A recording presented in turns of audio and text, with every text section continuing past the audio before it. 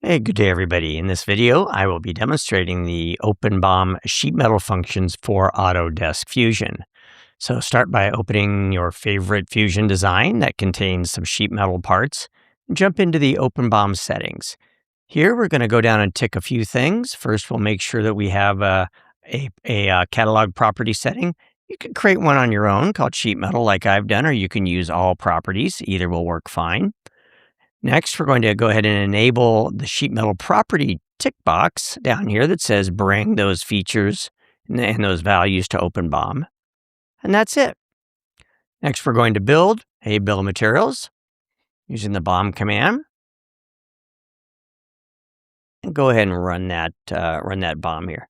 What OpenBOM sheet metal for Autodesk Fusion is doing now is dropping through each one of those parts, especially the sheet metal parts, unfolding them, picking up the K values, bend radiuses, setbacks, notch sizes, all those things that are material thickness, all those things that are specific to sheet metal and very important to sheet metal manufacturers.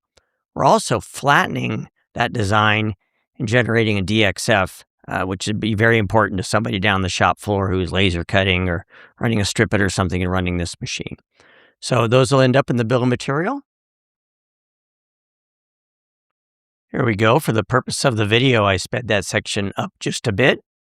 And you can see OpenBOM generating the DXF files. And here is our bill of material.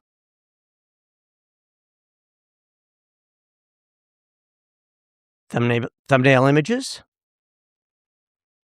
All the sheet metal properties right across the top here. Bend radiuses, other cut and relief sizes. Of course, all the other information about the product, size, areas, mass that I've decided to send.